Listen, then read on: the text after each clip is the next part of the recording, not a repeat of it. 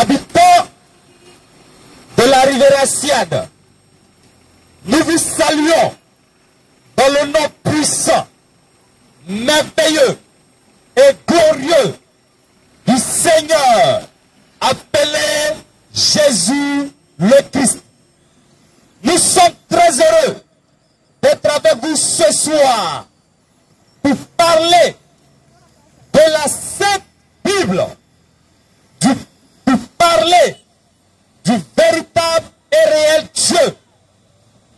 Nous voudrions vous rassurer que nous ne sommes pas là pour critiquer une église quelconque. Oui, nous ne sommes pas là pour critiquer vos hommes de Dieu. Oui, nous ne sommes pas là pour parler mal de quelqu'un. Mais nous voudrions simplement et purement dire ce que la sainte, merveilleuse et glorieuse Bible dit. Amen. C'est pourquoi, avant toute chose, nous voudrions vous inviter à prendre de quoi annoter. Nous vous donnons l'occasion d'enregistrer tout ce que nous allons dire ce soir, oui, pour que plus tard vous puissiez réécouter et noter. Si vous avez des questions, et vous approchez de nous pour nous poser ces questions, pour qu'ensemble nous puissions ouvrir votre propre Bible, pour que nous puissions être enseignés et nous puissions voir, comprendre ce que nous n'avons jamais vu et ce que nous n'avons jamais compris. Dans votre propre Bible, nous sommes le ministère de la voix de minuit. Et notre place dans la Bible est Matthieu 25, les versets 1 à 6. Je le répète, nous sommes le ministère de la voix de minuit. Et notre place dans la Bible est Matthieu, le chapitre 25, les versets 1 à 6. À ne pas confondre avec le cri de minuit. Nous ne sommes pas le cri de minuit. Nous sommes la voix de minuit. Matthieu 25, les versets 1 à 6. Amen. Lisons Matthieu 25, les versets 1 à 6. Pour comprendre qui nous sommes. Matthieu 25, 1 à 6. Alors, le royaume des cieux sera semblable à 10 vierges qui, ayant pris leur lampe, allèrent à la rencontre de l'époux. 5 d'entre elles étaient folles et 5 sages. Les folles, en prenant leur lampe, ne prirent point d'huile avec elles. Mais les sages prirent avec leur lampe de l'huile dans des vases. Comme l'époux tardait, toutes s'assoupirent et s'endormit. Au milieu de la nuit, on cria. On cria. Voici l'époux. Voici l'époux. Allez à sa rencontre. Allez à sa rencontre. Amen. Et c'est notre place dans la Bible. Tout comme Matthieu 25 à 6, une voix se fait entendre et dit, levez-vous, l'époux arrive, allez à sa rencontre. Aujourd'hui encore, nous sommes là, ce soir, et nous vous disons, habitants de la rivière Siade, levez-vous, prenez votre Bible, faites référence à ce qui est écrit noir sur blanc dans la Sainte Bible.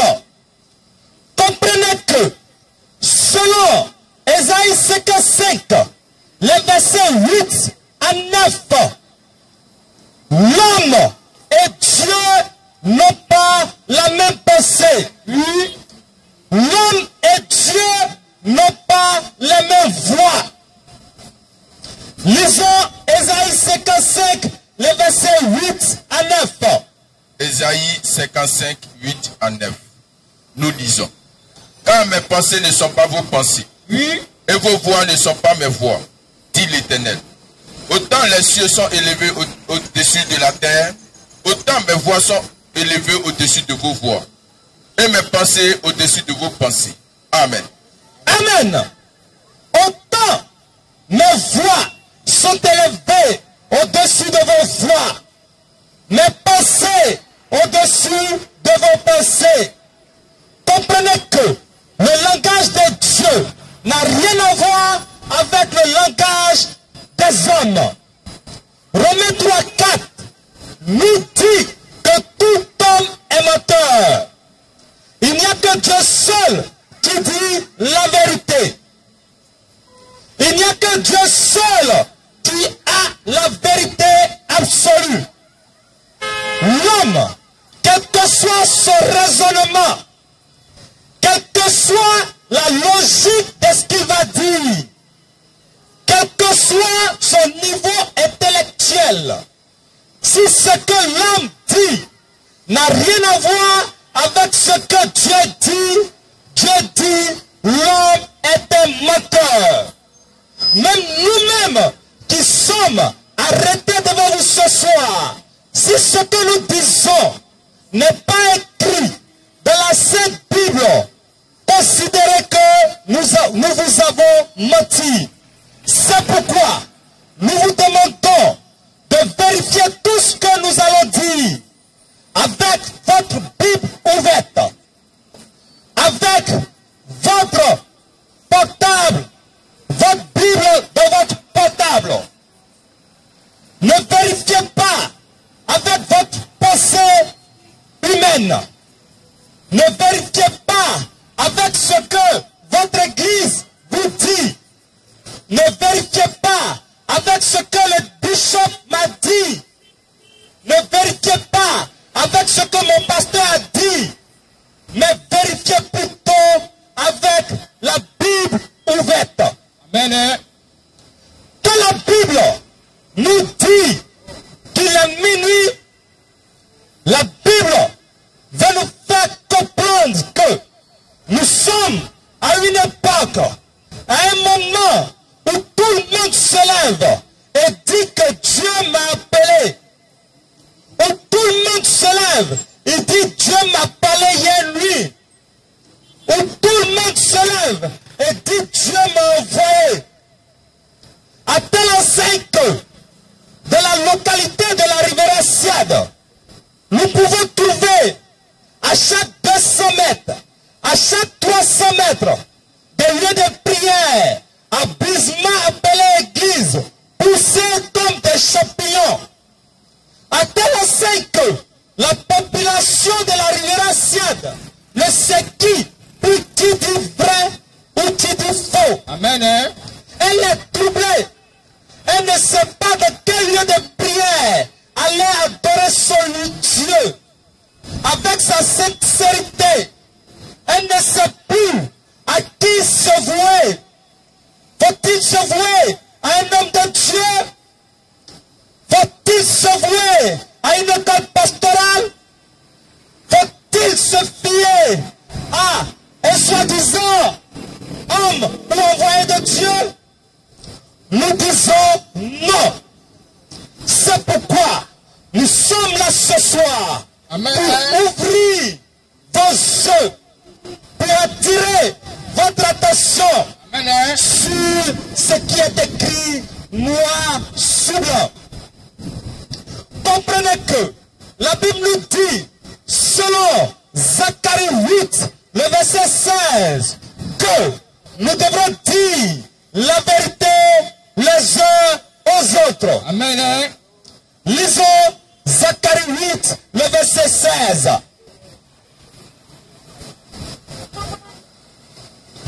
Zacharie 8, le verset 16 nous dit que tout ce que nous devrons faire, c'est de dire la vérité les uns aux autres. Et qu'est-ce que c'est que cette vérité? Cette vérité, lisons. Zacharie 8, verset 16. Nous lisons. Voici ce que vous devez faire. Dites la vérité, chacun à son prochain. Jugez dans vos potes selon la vérité en vue de la paix. Amen. Amen. La vérité, c'est quoi? C'est pas que j'ai déposé une banane. Quelqu'un a eu faim et a mangé ma banane. Et je demande, qui a mangé la banane? Tu dis, c'est moi qui ai mangé. Ce n'est pas ça la vérité. La vérité, c'est Jean 17, 17. Il n'y a que la parole de Dieu seule qui est la vérité. Il n'y a que ce qui est écrit noir sur blanc dans la Sainte Bible qui est la vérité. Lisons Jean 17, le verset 17. Nous lisons Jean 17, verset 17. Sanctifie-les par ta vérité. Ta parole est la vérité. Amen. Ta parole est la vérité. La parole de notre Dieu est la vérité. Et nous savons que selon Jean 1, au commencement était la parole. Amen. Au commencement était la parole. Au commencement n'était pas une église quelconque pour se proclamer être la première église du monde. Au commencement était la parole. Bien-aimés, sachant que la Bible ne ment pas, il n'y a qu'à la Bible seule que nous pouvons trouver la vérité. Amen. La Bible nous avertit sur le fait qu'il y aura de faux prophètes. La Bible nous avertit qu'il y aura de faux Christ. Lisons cela dans Matthieu 24, le verset 24. Matthieu 24, au verset 24. Car il se lèvera de faux Christ et de faux prophètes.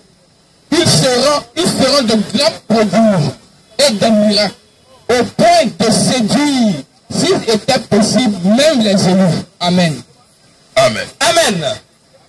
Matthieu 24, le verset 24 nous dit et nous met en garde qu'il y aura de faux prophètes, qu'il y aura de faux Christ.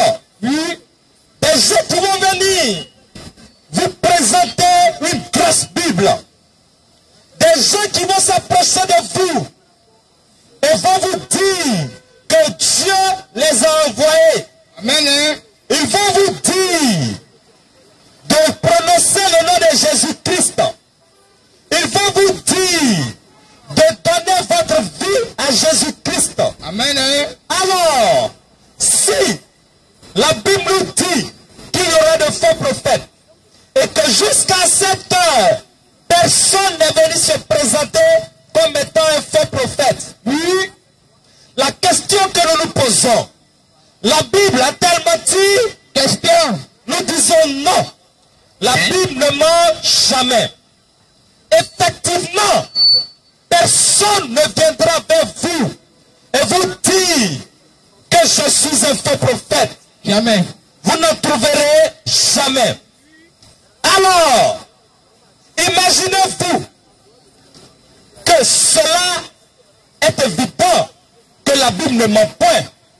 Mais la question que nous nous posons, comment devrons-nous reconnaître le faux prophète? Question. Quel est le rôle du faux prophète? C'est de cela que nous allons parler ce soir. Oui. Comment les identifier? Si vous voulez voir le comportement avant d'identifier un faux prophète, non. Parce qu'ils seront comme des loups, comme des agneaux. Alors qu'à l'intérieur, ce sont des loups ravisseurs. Le faux prophète aura pour mission d'ajouter à ce qui est écrit à la Sainte Bible. Le faux prophète aura pour mission de retracer à ce qui est écrit dans la Sainte Bible. Amen. Lisons ce que nous dit Proverbe 30, le verset 6, et Deutéronome 4, le verset 2, Apocalypse 22, le verset 18 à 19, notez bien ces versets. Je reprends. Proverbe 30, le verset 6, Deutéronome 4, le verset 2, Apocalypse 22, le verset 18 à 19. Lisons. Proverbe 30, verset 6. N'ajoute rien à ces paroles, Oui. de peur qu'ils te reprennent, et que tu ne sois trouvé menteur. Nous répétons. N'ajoute rien à ces paroles, N'ajoute rien à ces paroles, de peur qu'ils ne te reprennent, de peur qu'ils ne te reprennent, et que tu ne sois trouvé menteur. et que tu ne sois trouvé menteur. Proverbe 30, verset 6. Amen. Amen. Deutéronome 4, verset 2. Vous n'ajouterez rien à ce que je vous ai prescrit, et vous n'en retrancherez rien. Mais vous observerez les commandements de l'Éternel, votre Dieu, tel que je vous ai prescrit. Vous n'ajouterez rien à ce qui est écrit. Vous ne reprocherez rien à ce qui est écrit. C'est un commandement que nous devons respecter. Apocalypse 22, le verset 18 à 19, nous donne la sentence, nous donne le châtiment que Dieu affligera à celui qui enfreint à ses commandements.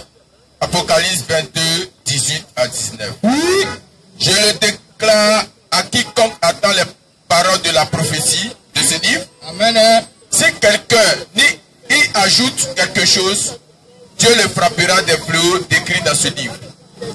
Et si quelqu'un retranche quelque chose des paroles du livre de cette prophétie, Dieu retranchera sa part de la vie et de la ville sainte décrit dans ce livre. Amen. amen. Amen. Dieu frappera celui qui ajoute à ce qui est écrit dans le livre de vie de la ville sainte. Et Dieu retranchera la part de celui qui retranche quelque chose à ce qui est écrit. Quel est le rôle principal du faux prophète en agissant ainsi? Matthieu 23, le verset 13, nous dit clairement leur mission, leur rôle principal. Lisons Matthieu 23, le verset 13. Matthieu 23, au verset 13. Malheur à vous, scribes et pharisiens, hypocrites, parce que vous fermez aux hommes le royaume des cieux. Vous n'y rentrez pas vous-même et vous n'y laissez pas entrer ceux qui veulent entrer. Amen. Amen. Amen. Amen. Ils sont conscients qu'ils n'entreront pas au royaume des cieux. Oui. Ils sont conscients qu'ils n'ont pas accès au royaume des cieux. Oui. Mais ne voulant pas aller seuls, qu'est-ce qu'ils vont faire? Ils vont fermer la porte à ceux qui veulent entrer au royaume des cieux. Amen. En faisant comment? En ajoutant à la parole de Dieu. En agissant comment? En reprochant à la parole de Dieu. Oui. En agissant comment? En arrondissant les bords de la parole de Dieu. Juste pour vous faire plaisir. Juste pour dire ce que vous voulez entendre. Amen. Juste pour vous dire ce qui vous fera plaisir. En le faisant, ils vous rendront amis du monde. Mais en vous rendant amis du monde, vous devenez ennemis du véritable et réel Dieu. Comment il va agir? Lisons 2 Thessaloniciens 4, le verset 4.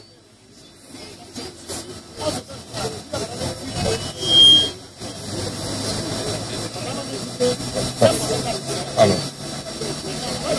2 Thessaloniciens 2, verset 4. L'adversaire, il s'élève au-dessus de tout ce qu'on appelle Dieu, ou de ce qu'on adore, jusqu'à s'asseoir dans le temple de Dieu, se proclamant lui-même Dieu. Amen. 2 Thessaloniciens 2, le verset 4, nous dit l'adversaire qui s'élève au-dessus de toute chose, voudra se faire ennemi de Dieu, voudra se faire l'adversaire de Dieu, jusqu'à s'asseoir dans le temple de Dieu, pour se proclamer lui-même Dieu. Amen. Et comment, en agissant ainsi, il va vous avoir? Rappelez-vous que selon Genèse 3, le verset 1, la Bible nous dit que Satan est l'animal le plus rusé des champs. Oui. Et quand on dit quelqu'un est rusé, cette personne a la capacité de vous faire accepter quelque chose que vous ne voulez pas. Oui. En agissant comment? Par la subtilité des mots, en utilisant les mots du véritable et réel Dieu, en donnant leur propre sens, sachant que vous n'allez pas vérifier ce qui est écrit dans la Bible et que vous allez vous fier à ce qu'ils vous disent. Ils vont utiliser les mots de la Bible et donner leur propre définition. Oui, en les écoutant, qu'est-ce que vous faites? En les écoutant, ils vous ferment la porte du paradis. Amen. Malgré votre sincérité, malgré votre foi, si vous ne vérifiez pas ce qui est écrit dans la Bible avec ce qu'ils vous disent, vous allez être conduit en enfer sans vous rendre compte. C'est ce que Matthieu 23, 13 nous dit.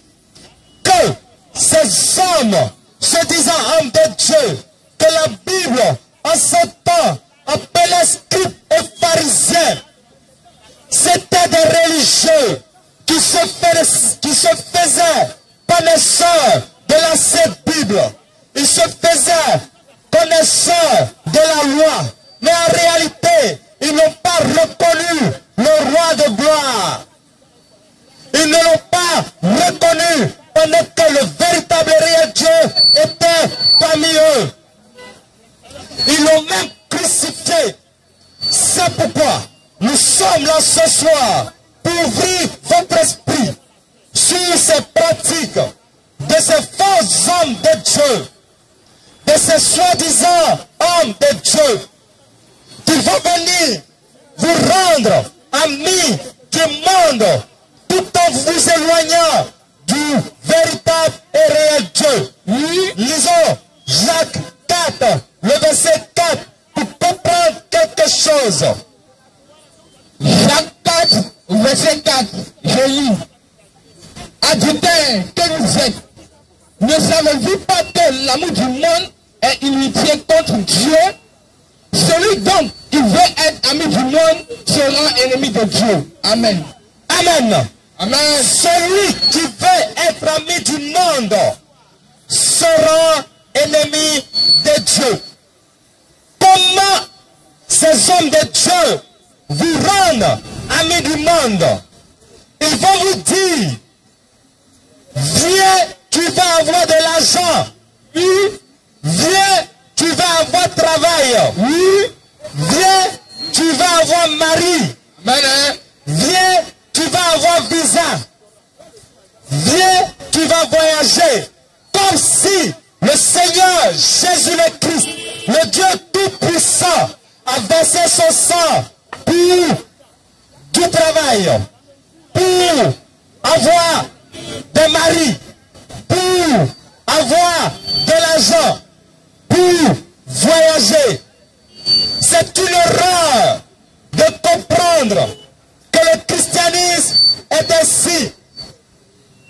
Ils vont copier ce que le monde fait, à telle enseigne que quand le monde fait balai, demain vous voyez balai dans les lieux de prière. Quand le monde fait jeu d'invisibilité, et aussi ils vont faire jeu d'invisibilité.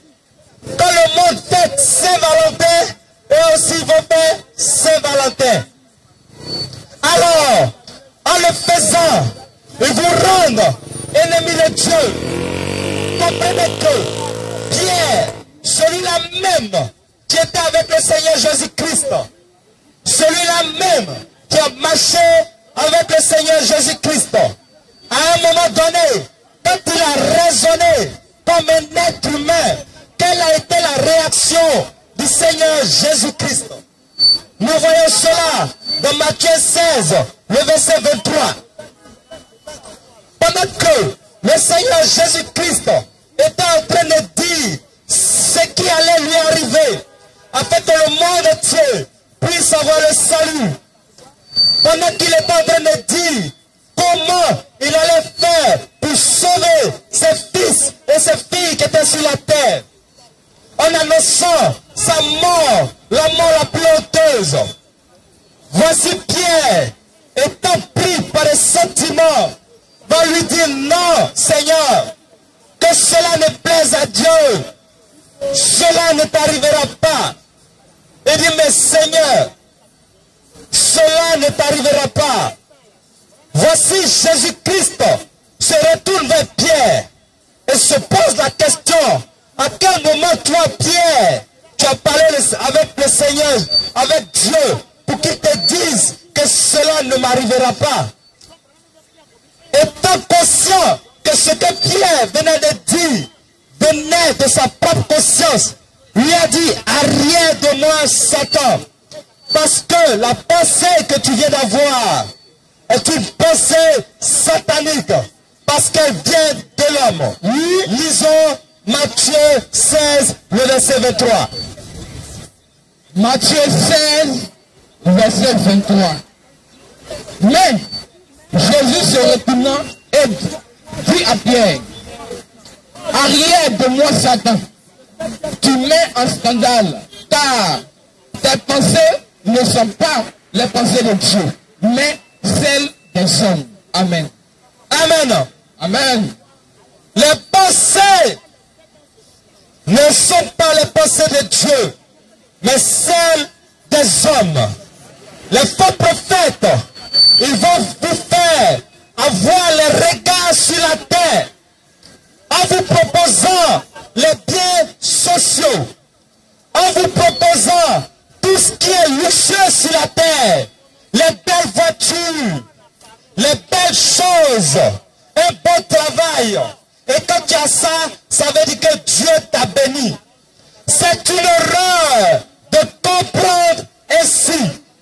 Quand nous lisons Matthieu 6, le verset 28, nous allons comprendre quel est l'absolu, qu'est-ce que le chrétien doit rechercher d'abord. Lisons Matthieu 6, le verset 28. Matthieu 6, 31 à 33. Matthieu 6, 31. Matthieu 6, 28. Nous lisons.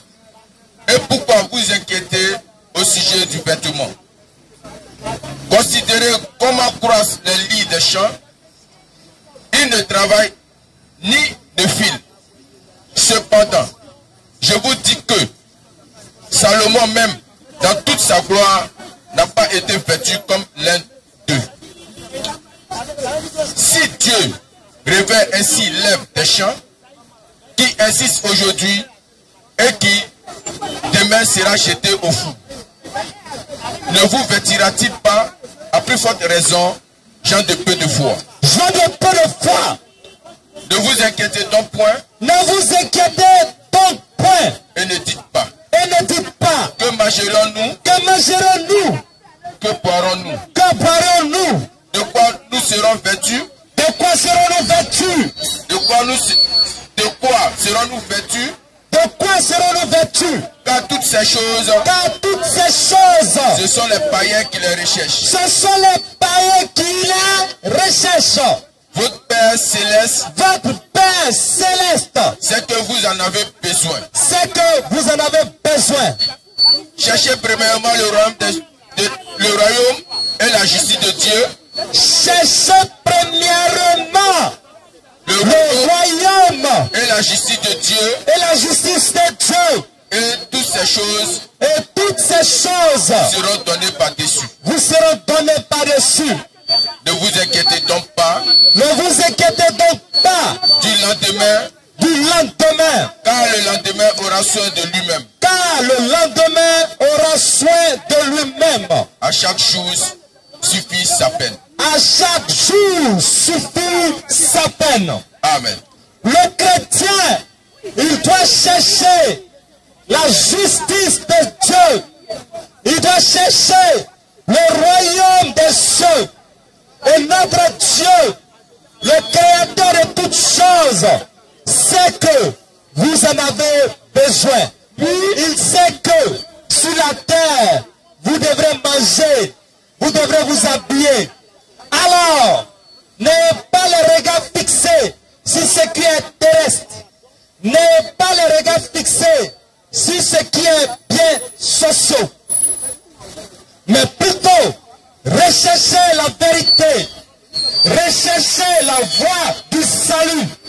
Recherchez quelle sera la vie de votre âme après la mort. Comprenez que le Seigneur Jésus-Christ étant venu sur la terre, il nous a mis en garde de ces faux prophètes. Ces gens-là même qui viendront et donner des définitions aux termes, aux mots qu'ils auront pris dans la Bible, mais sans avoir la connaissance, sans comprendre le sens. Ils vont définir selon leur propre compréhension. Juste vous fermez la porte du paradis. Quand nous lisons le Matthieu 22, le verset 29, la Bible nous fait comprendre que vous êtes dans l'erreur parce que vous n'avez aucune connaissance des Écritures, ni de la puissance de Dieu. C'est pourquoi ces hommes de Dieu vont venir s'arrêter devant vous et vous dire que l'Église est un bâtiment. Ils vont vous dire que l'Église, c'est les 4 murs. À telle enseigne que chaque dimanche, quand vous vous habillez, vous dites, je m'en vais à l'Église. Comme si l'Église, c'était les 4 murs. Nous disons non, c'est une erreur de comprendre ainsi. L'Église, selon la Sainte Bible, c'est le corps humain vivant. C'est pourquoi le Seigneur Jésus-Christ, celui-là même qui était le premier à prononcer le mot Église, s'adressait à un être humain qui était Pierre et lui dit que sur cette pierre, et que c'était sur Pierre qui était celui-là même sur qui il allait bâtir son église. Matthieu 16, le verset 18. Matthieu 16, verset 18. Matthieu 16, verset 18. Je lis. Et moi, je te dis. Et moi, je te dis que tu es Pierre. Et que sur cette pierre, je bâtirai mon église. Et que les spots du séjour de mort ne prévaudront point contre elle. Amen. Ephésiens 22, verset 22. Ephésiens 22, verset 22. Ephésiens 2, verset 22. Ephésiens 2, 22. En lui, vous êtes aussi édifiés pour être une habitation de Dieu en esprit. Amen. Amen. Nous sommes l'habitation de Dieu en esprit. C'est pourquoi, quand nous parcourons la Sainte Bible, chaque fois que nous voyons le mot Église, ce mot est suivi de la localité. C'est pourquoi la Bible va nous dire, selon Acte 8, le verset 1, selon 1 Corinthiens 1, le verset 2, selon Acte 13, le verset 1, pour nous parler de l'église de Corinthe, de l'église de Thyatire, de l'église de la Samarie, de l'église de la Judée, de l'église de Rome. Il n'existe nulle part où le mot église a été suivi d'un nom dénominationnel, comme nous le voyons aujourd'hui. Église internationale 2, église démonstration de miracles 2, église A, église B. Non. Chaque fois que la Bible prononce le mot église, le mot église est toujours suivi de la localité. Parce que c'est nous, en tant qu'êtres humains, qui sommes l'église. Et quand nous nous retrouvons dans un endroit, nous formons l'église de ce lieu. Lisons. Acte 8, verset 1.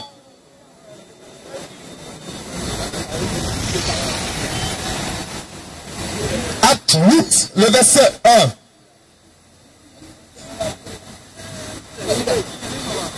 Acte 8, le verset 1. Saul avait approuvé le maître d'Étienne. Il y a eu ce jour-là une grande persécution contre l'église de Jérusalem.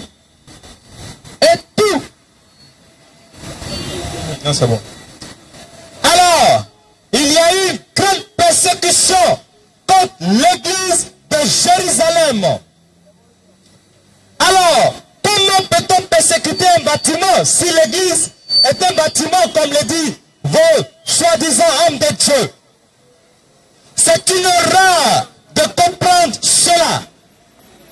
Lisons Matthieu 22, le verset 29, pour comprendre dans quelle erreur, dans quelle ignorance vous êtes en écoutant ces hommes de Dieu qui donnent des propres définitions, des propres sens aux mots qui sont mentionnés dans la Bible. Matthieu 22, verset 29.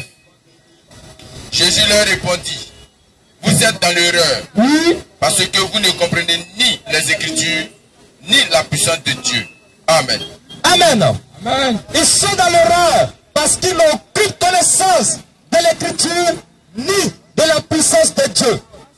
Ayant cette mauvaise compréhension des Écritures, qu'est-ce qu'ils vont faire? Parce que croyant que l'église est un bâtiment, quand ils ont eu les moyens de se construire un bâtiment, ils vont se proclamer président, fondateur d'église. Ils vont se proclamer président d'église. Ils vont se proclamer PCA d'église. Alors que, quand nous parcourons la Sainte Bible, il n'y a que le Seigneur Jésus-Christ, lui seul, qui est le chef de l'église. Lisons cela dans Éphésiens 2, le verset 19 à 20. Éphésiens 2, le verset 19 à 20. Éphésiens 2, 19 à 20. Nous lisons. Ainsi donc, vous n'êtes plus des étrangers ni des gens du dehors, mais vous êtes concitoyens des saints, gens de la maison de Dieu. Vous avez été édifiés sur le fondement des apôtres et des prophètes, Jésus-Christ lui-même étant la pierre angulaire. Amen.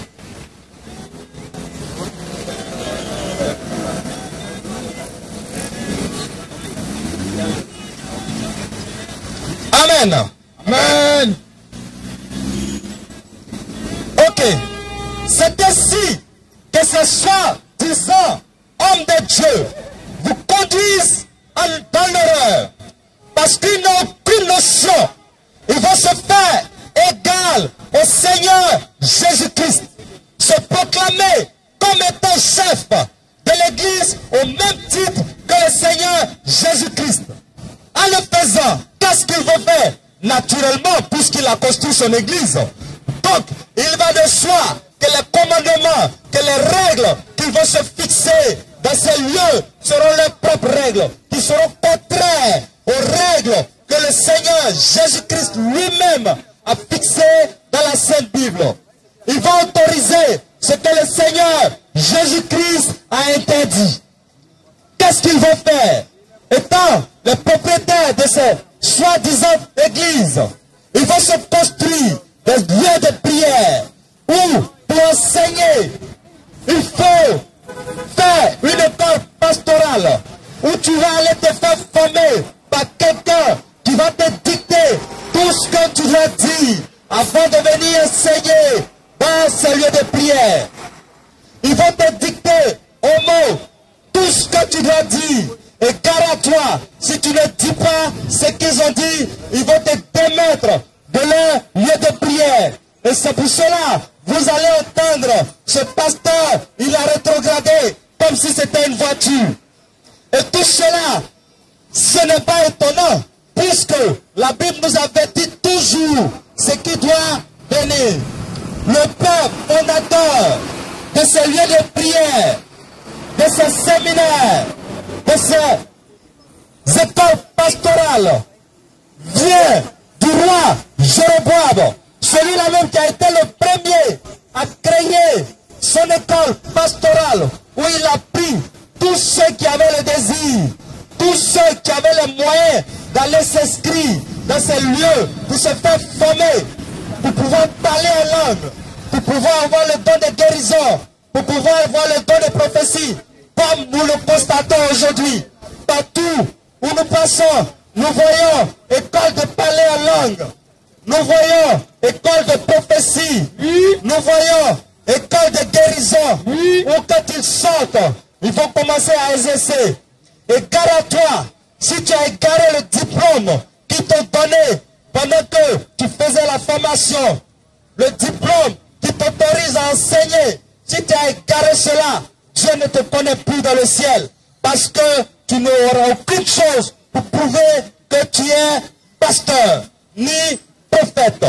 Lisons cela dans 1 Roi 12, le verset 31 à 32, pour voir celui-là même qui a été le premier à créer une école pastorale. 1 Roi 12, au verset 31. Jéroboam fit une maison de haut lieu. Et il créa des sacrificateurs, pris parmi tout le peuple, et n'appartenant point au fils de Lévi. Il établit une fête au 8e mois, le 15e jour du mois, comme la fête qui se célébrait en Juda. Et il offrit des sacrifices sur l'autel.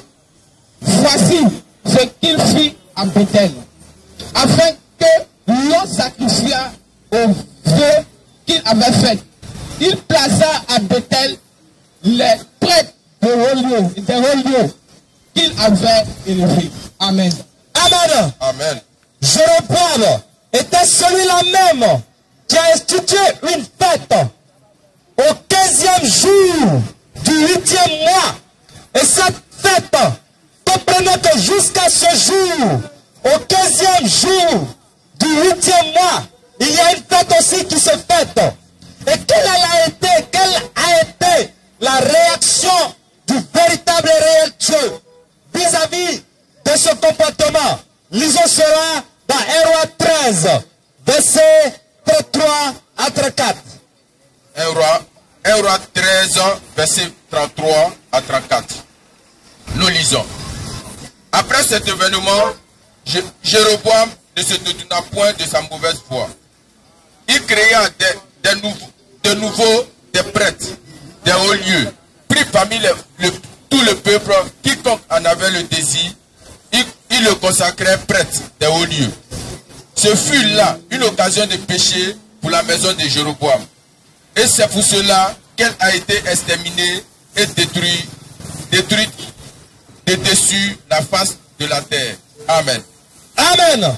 Amen. Jéroboam était celui-là même qui, après avoir eu un comportement odieux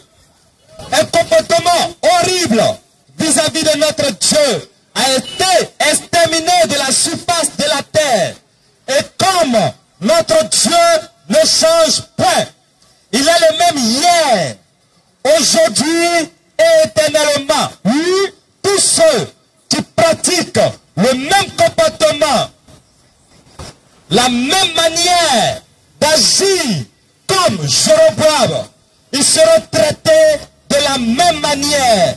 Dieu va les exterminer de la même manière. Amen. Et qu'est-ce qu'ils vont faire? Naturellement, ayant fourni des efforts pour aller dans ces lieux de prière, pour aller se faire former, ils ont payé très cher. Quand ils vont sortir, ils doivent rentabiliser ce qu'ils ont dépensé. C'est pourquoi tout ce qu'ils vont mener comme action seront payantes. Prière, ils vont te faire payer. Sanctifier ta maison, ils vont te faire payer. Oui. Si tu es malade, que tu les appelles, ils auront l'ordonnance qu'ils vont te donner. Et cette ordonnance, ils ont tous la même manière de prescrire cela. 3 jours de jeûne, qu'ils vont dénommer le jeûne d'Esther. Ils vont te faire jeûner 21 jours, sans manger, sans boire. Ils vont te faire jeûner 40 jours, comme Jésus-Christ dans le désert. Alors que eux-mêmes, ils ne sont pas capables de faire une demi-journée. Et quand vous les voyez, ils ont l'embonpoint bien rond, alors que les fidèles maigrissent. Qu'est-ce que la Bible dit? La Bible nous fait savoir que l'évangile, les dons, les miracles qu'ils font est gratuit. Lisons cela dans Matthieu 10, le verset 8. Matthieu 10, verset 8, nous lisons. Guérissez les malades, ressuscitez les morts, Oui. purifiez les lépreux, Amen.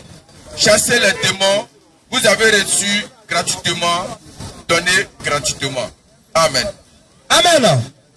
Encore une chose, comme sortant de ces écoles pastorales, et tout ce qu'on leur enseignait, c'est d'avoir les regards sur la terre, sur les biens sociaux, sur les biens sociaux. Qu'est-ce qu'ils vont vous dire? N'ayant aucune connaissance des Saintes Écritures, ils vont te dire, donne ta vie à Jésus. Donne ta vie à Jésus. Comment un être pécheur, qu'il n'y a rien de bon en lui, va donner sa vie au Seigneur Jésus-Christ? Comment un homme aussi pécheur, aussi misérable, pourra donner sa vie à Jésus? Pendant que nous savons que c'est le Seigneur Jésus-Christ lui-même, ayant compassion de ses enfants, a donné sa vie à la maudite croix de Golgotha. Pour nous, ses enfants, comment un être humain va venir te dire, donne ta vie à Jésus, pendant que lui, il préserve sa vie en cherchant à te dépouiller pour avoir tout le bien que tu as? C'est une erreur de comprendre qu'un être humain peut donner sa vie à Jésus. Ils vont te dire, le salut est personnel. En te disant, le salut est personnel, qu'est-ce qu'il veut te faire croire?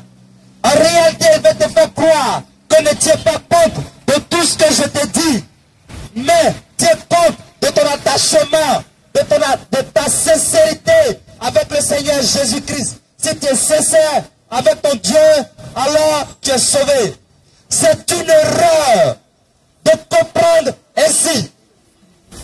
La Bible nous fait savoir que le salut est commun, parce que c'est celui qui est en face de toi, en fonction de ce qu'il va te prêcher, en fonction de ce qu'il va t'enseigner. C'est cela qui va constituer une foi qui sera en toi. Si ce qu'il t'a dit vient de sa pensée, vient de sa philosophie, vient de lui, il t'aura communiqué effectivement une foi. Mais quel type de foi? Une foi satanique. Une foi qui te conduira à l'enfer. Parce que Romains 3:4 nous dit que tout homme est menteur. Et le père du mensonge, c'est Jean 8:44, qui est Satan. C'est pourquoi nous sommes ici ce soir pour vous dire dire d'ouvrir votre Bible. Et vous allez être surpris de savoir que le salut, selon la Sainte Bible, est commun. Selon Jude 1, le verset 3, la Bible nous fait savoir que le salut est commun. C'est pourquoi Paul pouvait dire à Timothée, dans 1 Timothée 4, à partir du verset 16, toi Timothée, veille sur ton enseignement, afin que tu te sauves toi-même et que tu puisses sauver ceux qui ont pris le temps de t'écouter. Sauve-toi toi-même d'abord. Sois sûr que tu as le salut avant de communiquer le salut à quelqu'un d'autre. Parce que si tu n'es pas sauvé, celui qui t'a écouté ne sera pas sauvé. Lisons Jude 1, le verset 3 pour comprendre que le salut est commun. Ensuite, nous lisons 1 Timothée 4, le verset 16. Jude 1, verset 3. Bien-aimés, comme je désirais vivement vous écrire au sujet de notre salut commun. T'as bien lu, frère, c'est écrit personnel. Bien-aimés, Jude 1, verset 3.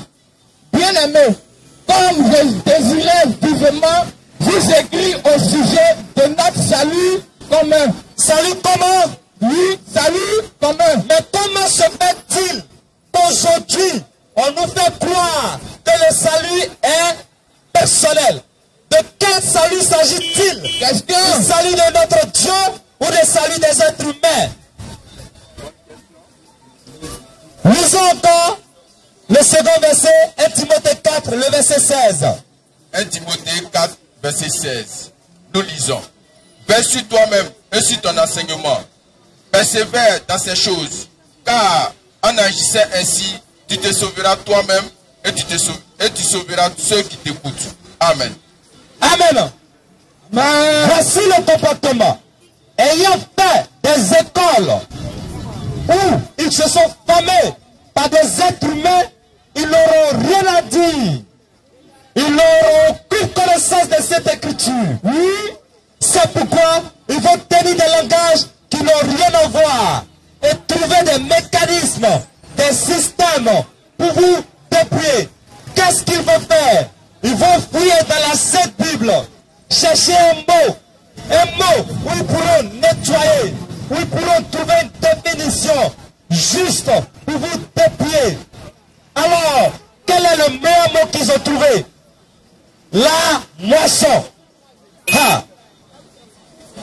La fête de moisson. Oui, la fête de moisson. Alors, qu'est-ce qu'ils vont faire pendant cette fête? Ils vont aller à la boutique, payer une petite bouteille d'eau céleste chez Diallo à 300 francs CFA. Ils vont transporter ça dans le lieu de prière, faire une incantation là-dessus et dire, après mes incantations, cette eau est bénie. Donc, si tu payes cette eau que tu bois, tu auras la vie éternelle. Habitants de la Riviera Siad, c'est une moquerie du Seigneur Jésus le Christ. En le faisant, tu te moques du véritable et réel Dieu. Ils vont aller chez Diallo, prendre une petite bouteille d'huile, 2000 litres, qu'ils vont payer à 700, 800, malgré la dévaluation, malgré les augmentations de prix. Ça n'a même pas encore été 1000 francs. Mais ils vont transporter ça dans le lieu de prière et dire que cette huile vient d'Israël. Cette huile est de l'huile d'onction. Si tu appliques cette huile, tu auras ton miracle. Si tu appliques cette huile, tu auras la vie éternelle. Et les ignorants intellectuels que vous êtes, vous allez, vous accourez, ils se payent ces huiles comme des petits morceaux de pain à 300 000, à 500 000. Nous appelons selon la Sainte Bible, cette pratique de l'escroquerie religieuse. Nous allons parcourir la Sainte Bible et nous allons voir le comportement que le Seigneur Jésus-Christ lui-même a eu quand il est rentré dans son lieu de prière et qu'il a vu que des êtres humains se disant enfants de Dieu vendaient dans le temple. Il a été très en colère. Il a été très en colère à tel enseigne qu'il leur a donné d'enfouir. Lisons le verset Marc 11, le verset 15 à 17 et Jean 2, 13 à 17. Marc 11, verset 15. Nous lisons. Il arrivait à Jérusalem et Jésus entra dans le temple. Il se mit à chasser ceux qui vendaient et qui achetaient dans le temple. Il renversa les tables des changeurs et les sièges des vendeurs de pigeons et il ne laissait personne transporter aucun objet à travers le temple. Et il enseignait et disait, n'est-il pas écrit, ma maison sera appelée une maison de prière pour toutes les nations.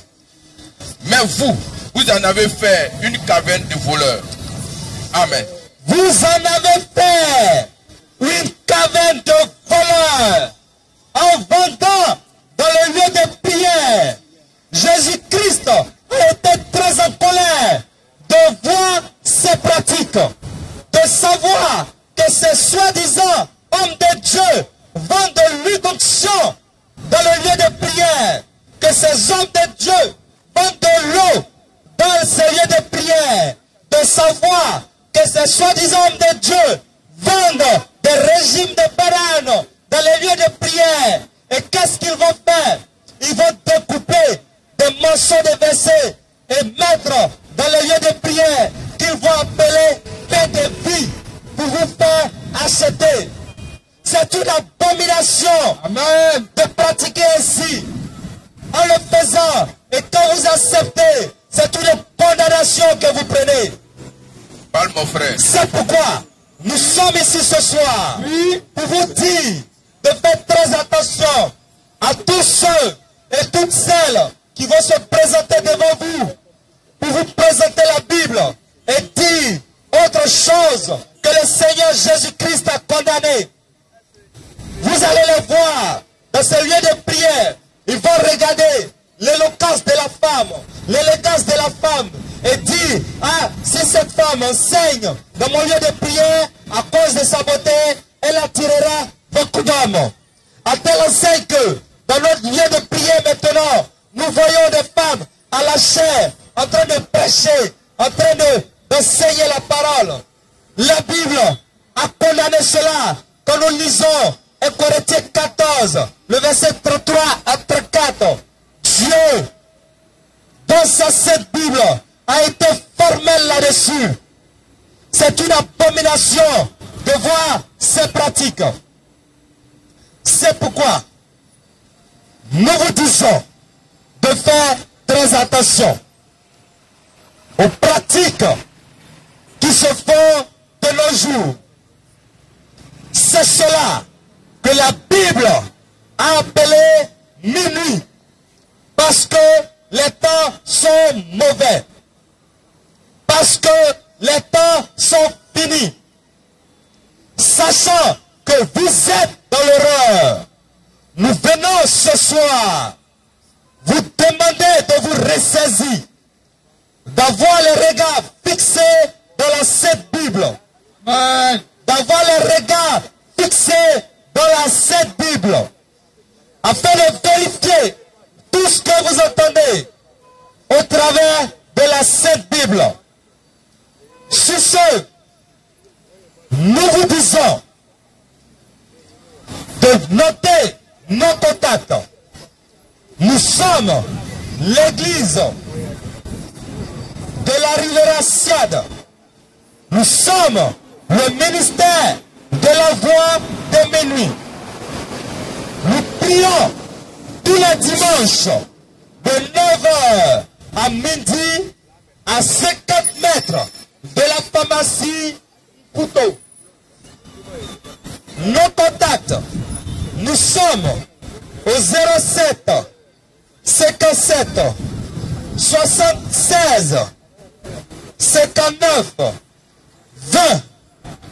Nous sommes au 07 57 76 59 20. Nous sommes encore au 05 45 38 88 23. Sur ceux que le véritable et réel Dieu, le Seigneur Jésus le Christ, bénisse tous ceux et toutes celles qui ont pris le temps de nous écouter. Amen. Amen. Merci mon frère. Ouais,